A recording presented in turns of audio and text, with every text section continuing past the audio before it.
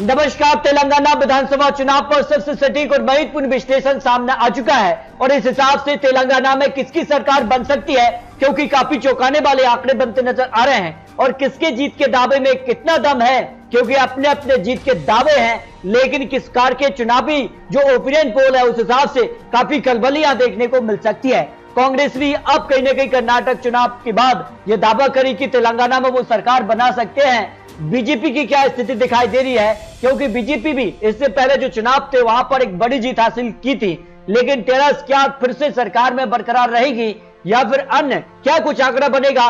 तेलंगाना को लेकर हर जिले के आंकड़े सामने आ रहे हैं, उस हिसाब से वहां पर किसका पलड़ा भारी नजर आ रहा है, क्योंकि इस साल 9 राज्यों में विधानसभा चुनाव थे, जिनमें 4 राज्यों के लिए चुनाव खत्म हो चुका है और 4 राज्यों के नतीजे भी बेहद ही चौंकाने वाले रहे हैं।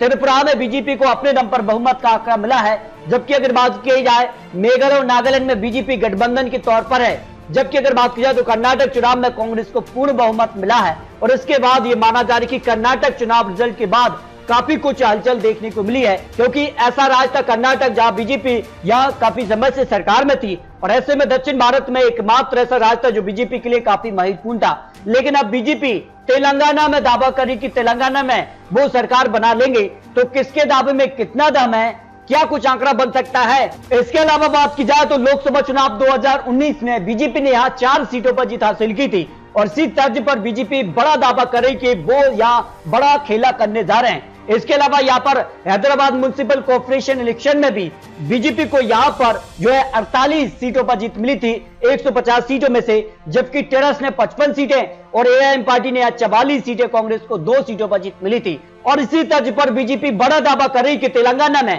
पहले ही बार यहाँ पर बड़ा आंकड़ा बीजेपी को मिलने जा रहा है। कुछ के दावे में कितना दम है। 2018 में टेरस ने 88 सीटें हासिल की थी तो कांग्रेस 19 सीटें और बीजेपी 1 सीट थी, एआईएम पार्टी को 7 सीटों पर जीत मिली थी।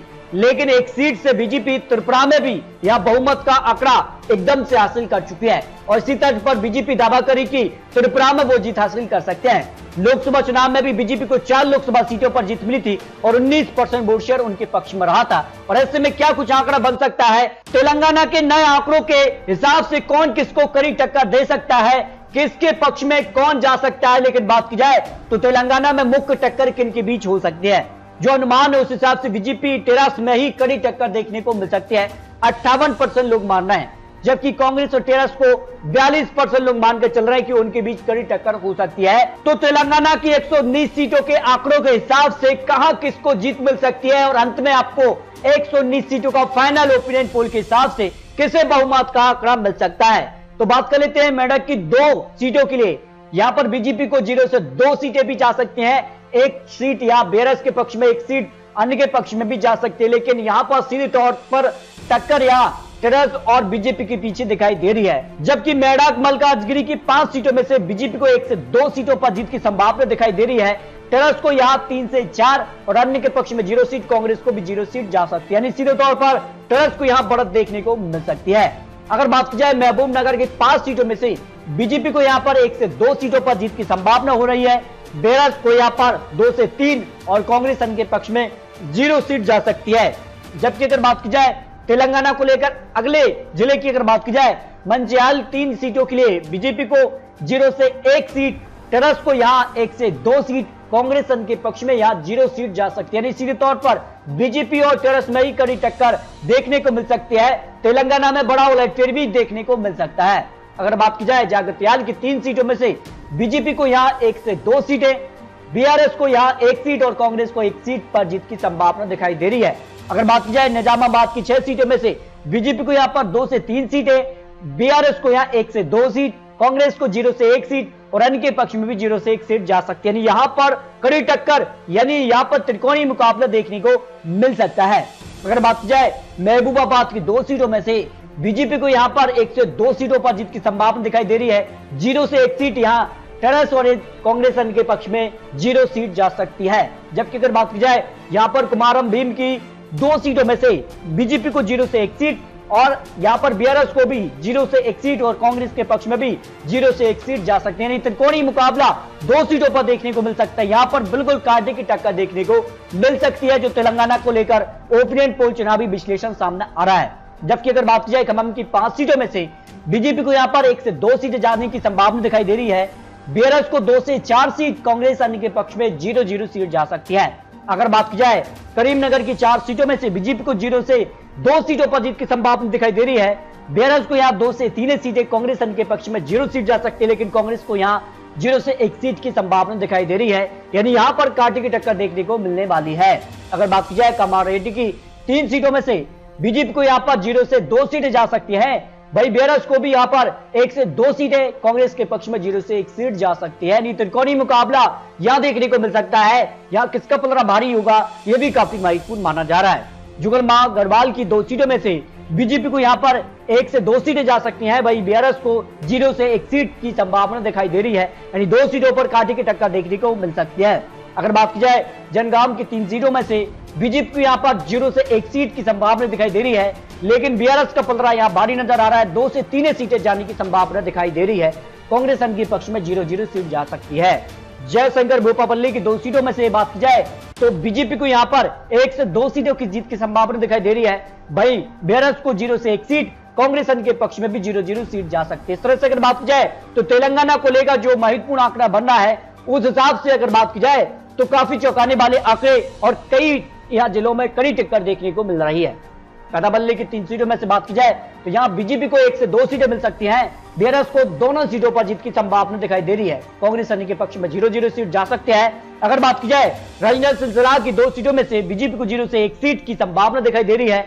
बीआरएस को यहां 0 से 1 सीट, कांग्रेस अन्य के पक्ष में 0-0 सीट की संभावना हो सकती है। इस तरह से अगर बात की जाए तो यहां पर भी कांटे की टक्कर देखने को मिल सकती है। नरमल की 3 सीटों में बात की जाए तो बीजेपी को 1 से 2 सीटों की जीत की संभावना दिखाई दे रही है। बीआरएस को 0 से 1 सीट, कांग्रेस अन्य के पक्ष में 0-0 सीट जा सकती है। हैदराबाद की 15 सीटों की बात की जाए तो यहां पर बीजेपी 0 से 3 सीटों पर जीत की संभावना हो सकती है। बीआरएस को 9 से 10 सीटें, कांग्रेस को 1 से 2 सीटें और यहां पर एम पार्टी के पक्ष में भी करीब यहां पर 2 से 3 सीटों पर जीत की संभावना दिखाई दे रही है। यहां पर काफी चौंकाने वाले आंकड़े बन सकते हैं। यहां पर बड़ा उलटफेर देखने को मिल सकता है, क्योंकि इससे पहले म्युनिसिपल कॉर्पोरेशन इलेक्शन में भी यहां पर बड़ा खेला हो चुका है। जबकि नगर कुर्नूल की 3 सीटों में से बीजेपी को 1 से 2 सीटों की जीत की संभावना दिखाई दे रही है। वहीं बीआरएस को 0 से 1 सीट, कांग्रेस अन्य के पक्ष में 0-0 सीट जा सकती है। अगर बात की जाए नलगोड़ा की 6 सीटों में से बीजेपी को 2 से 3 सीटों की जीत की संभावना लगाई जा रही है। भाई बीआरएस को 2 से 4 सीट, कांग्रेस अन्य के पक्ष में 0-0 सीट जा सकती है। यानी सीधे तौर पर टीआरएस और बीजेपी में ही कड़ी टक्कर देखने को मिल सकती है। वरंगल ग्रामीण की 2 सीटों में से जहां बीजेपी को 0 से 1 सीट और बीआरएस को भी 0 से 1 सीट, कांग्रेस के पक्ष में, अन्य के पक्ष में 0 सीट जा सकती है। कांग्रेस को 1 सीट की जीत की संभावना लगाई जा रही है। यानी यहां पर त्रिकोणीय मुकाबला देखने को मिल सकता है।